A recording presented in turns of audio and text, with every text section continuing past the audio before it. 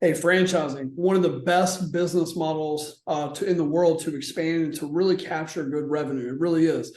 But a lot of times it can be frustrating. There's a lot of misconceptions between what a franchise is, what the franchisor's responsibility should be, and what the franchisee's responsibility should be.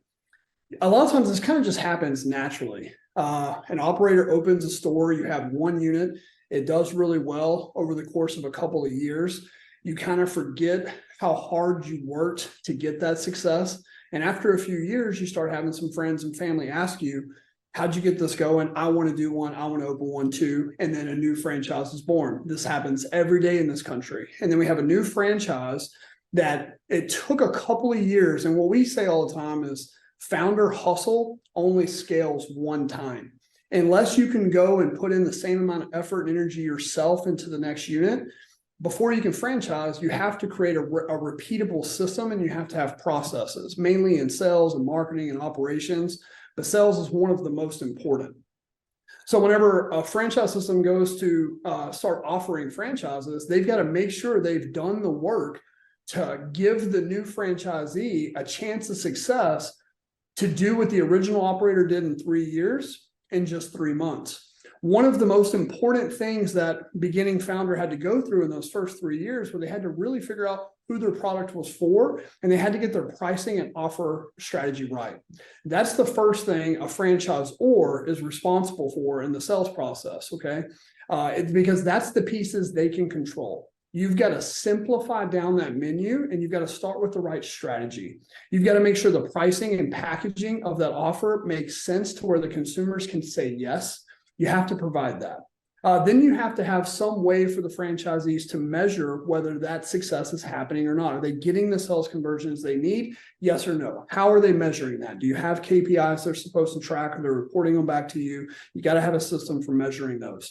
And then the last thing the franchisor is responsible for in the sales process is actually, what do you do if those sales conversion numbers aren't there? Do you have a field support plan? Do you have more training they can go back through? Do you take sales calls with them if they're uploading their KPIs? Do you have a support program in place?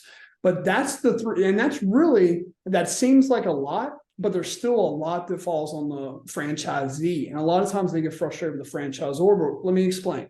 So again, the franchisor has to simplify down the pricing and packaging.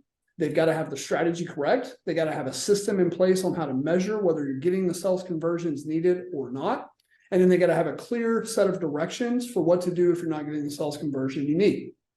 So all of that said, when you figure out how to get the pricing and packaging and offer to just make sense, anybody who's ever owned a small business knows that when people walk through the door, there's only about 10% that are just going to buy if you've done the right thing of having your pricing and packaging to where it makes sense, to where it's just not really easy to overwhelm them, confuse them, and them just easily say no. If you've done well there, you can expect to convert about 10%. So as a new franchisee, with what all the hard work the franchisor's done, that's really only going to get you about 10% of the sales conversion, unless you're doing number 2 and number 3 from the franchisor, which is monitoring your results and you know what to do if it fails. So that's what the franchisee is responsible for. And these are, if you look at all the good models in the world that have successful franchises that get up over 1,000 units with really high average unit volumes, they're really good at these systems. And the franchisee takes it on personal responsibility to take that 10% and try to increase and get an even higher conversion rate by training your staff, by holding them accountable to the scripts, by doing the training and everything the franchisor sends you down. You know, me and one of my business partners, we joke about this all the time. We were always looking for what's the magical bullet that some of these other business models were doing to add more memberships or do more sales than us.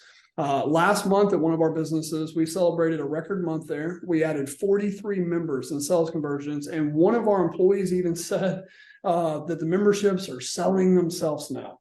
And as nice as that was to hear, me and my business partner kind of chuckled, because for the 2 months leading up to that, we had been doing that. We had been doing weekly sales training with our staff, looking at that pricing and packaging, tracking the KPIs, having our staff fill out the audit sheets on what was happening, and going back and doing the training.